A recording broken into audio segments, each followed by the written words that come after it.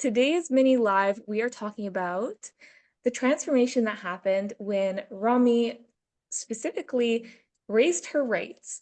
It was like around, I would say, 4 weeks ago, we started diving into transitioning things to allow herself to attract these people that are actually going to invest at her new rate. So she was kind of in a position where she raised her rates and then she was getting these objections, right? People aren't buying, it was not the right time, or they needed time to save, or, you know, they weren't prepared to invest for premium price.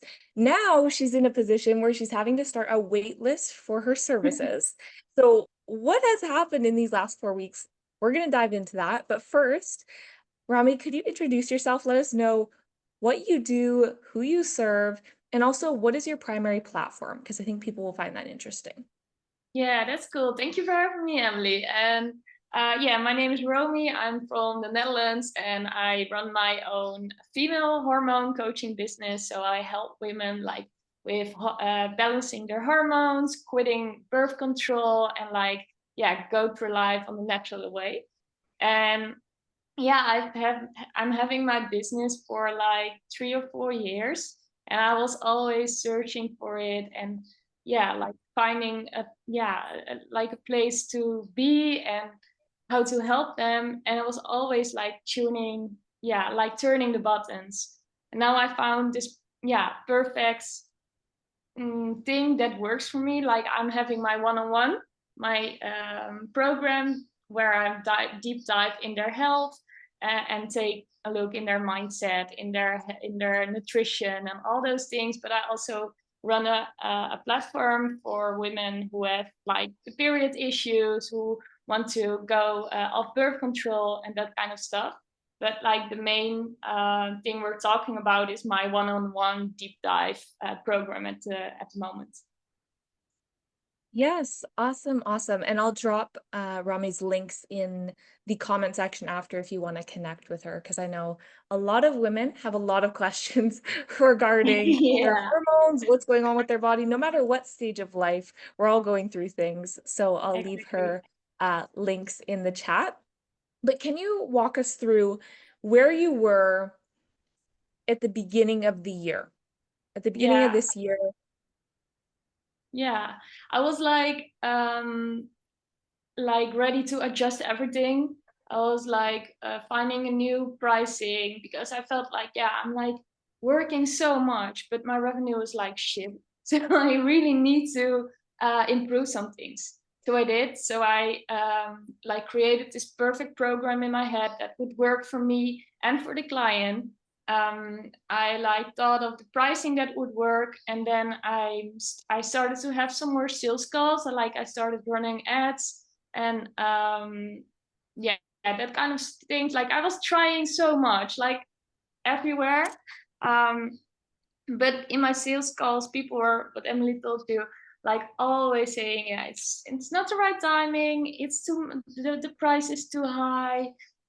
Yeah, I want to, but yeah, I don't know. It was always like I needed to pull the clients instead of they were coming to me and be like, yeah, like help me. yeah, and that was a big thing we were talking about when we were thinking about the shifts you could make to attract people. It was really you not wanting to feel like you're having to pressure or force or like convince people into Yeah, your program, but you're like, Emily, I want people to come to me, like, and be investing yeah, in me and want to work with me. And that's a huge, not just mindset shift, but like physical shift in your business. Okay, what needs to happen in order to call in the kind of people that are looking for me, that are searching for me, that are already ready to invest, and yeah, those are the exactly. people that are booking a call. So did you have any fear around initially raising your rates? Like what was your thought, or were you confident when, like, right away as you raised your rates? What were your thoughts around that? Well, double, I think. Double, I think. I was like not confident enough at that moment, but I felt like this is what I need to do. So it was in between. And then I was starting to be like, yeah, but I just need to do this. And it more shifted in the right direction. I was also like seeing like this is what I'm worth. So Yeah. yeah, people need to be like seeing my value instead of like thinking it's expensive, because what I'm giving them, it's really like actually cheap what they're paying Yeah. for me. Yeah. The value is much higher than the price point that they're Yeah. investing. Yeah. Um, And that was another thing we discussed. We were talking about what makes, like, Rami has worked with a plethora of women, and she's worked with, some clients that are, doing the homework, showing up, and then there's the clients that aren't, right? And of course, she wants to work with the ones that are implementing, because those are the ones that are going to see a transformation.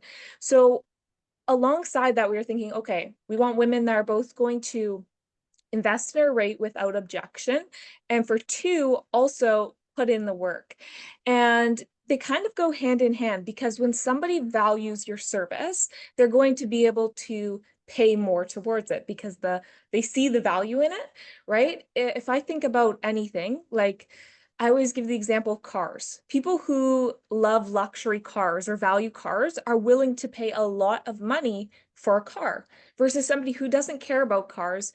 They're not going to value that, and therefore they're not going to pay the price of a luxury car.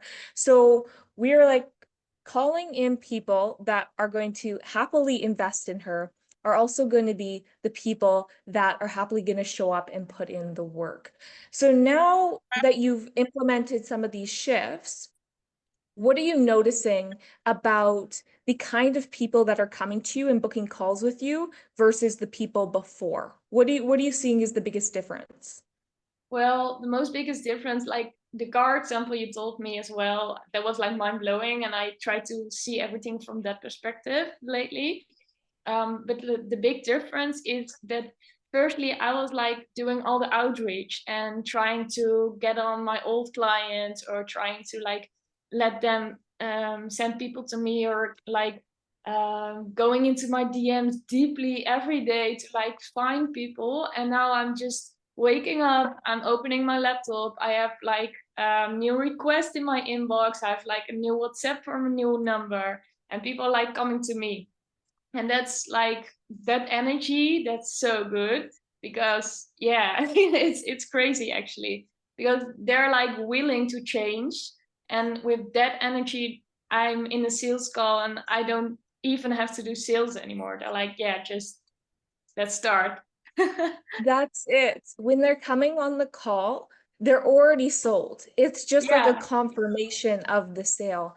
And this also comes to a point of one of the shifts we made, which was the qualification process, right? When people are Yeah. actually booking the call, there's more of a qualification process, which is ensuring that this is a more quality lead.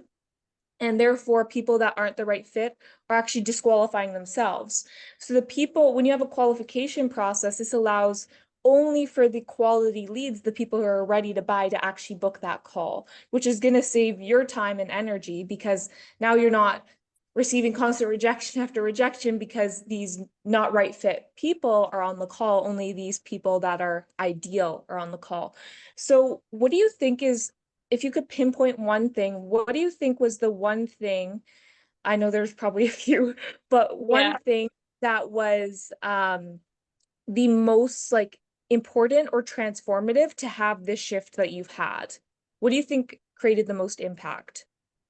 Well, I think positioning is such a big thing, because like yeah, you can position, what I did before is like position myself more as like the best friend, and yeah, I like to help you, I like to inspire you. And yeah, it was all like nice, but they didn't see my value, and they didn't see like, hey, I really can help you on a deep level, and I really have like the knowledge to bring you to a new level. So I think the shift in Mhm. my yeah, in my positioning, like telling the women, like, hey, you're coming to me after you're already seen the nutritionist, you already seen a doctor, and they can help you. And then there's me, and I can help you. And I know for sure that your problems, that they're not should be there, and I know that I can help you with it. And like I helped Mhm. many women, and it is all the truth. That's the funny thing. It was there all along. Only I didn't didn't see it.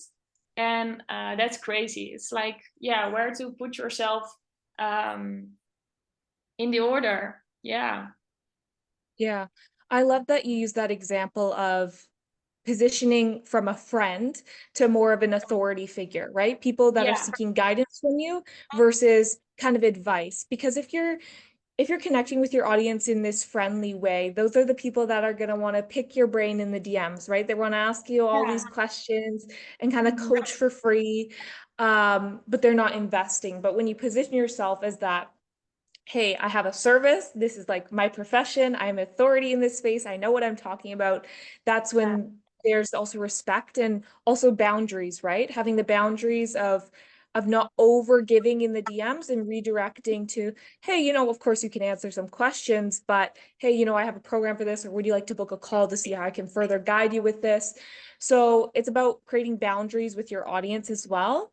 And then, like you said, about specific things you're talking about through your content is handling objections before they become objections.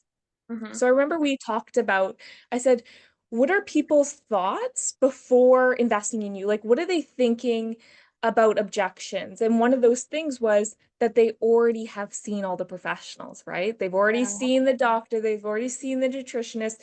So they're thinking, "Ugh, I've already done this. Like, she has nothing new." Yeah. So if they're already thinking that, and then you do a post and you're saying, I know that you've seen, it's like they're going to be like, oh my goodness, you are in my Ooh. mind, right? They're like, how did you know? Because Yeah. you're taking those objections that they're having when they're consuming your content, and they're like, wow, like this person's really speaking to me. And that's when people move because they feel heard, they feel seen. So thank you so, so much for sharing with us today your transformation, some of the shifts you made.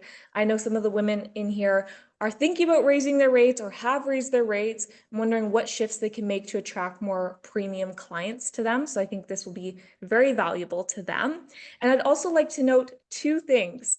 Rami is not in the business space. So this is not just for people that offer business services. And for two, her primary platform is Instagram. So you guys know I'm a Facebook gal, but this stuff works for Instagram too. These shifts can be made on other platforms because it really has to do with the way you're showing up, no matter what platform you're showing up on. So, Rami, do you have any last words of encouragement? Do you want to let people know how they can connect with you? Let us know.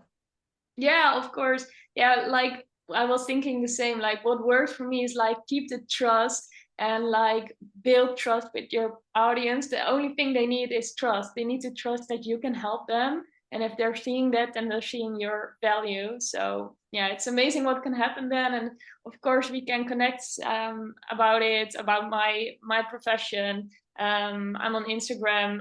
My platform is Dutch, but I have my own Instagram in English. So if you want to connect, that's maybe better. Emily will probably send it to you. Yeah, I'll drop the links. Thank you so much. Have a great rest of your day, evening, depending on when you're tuning in.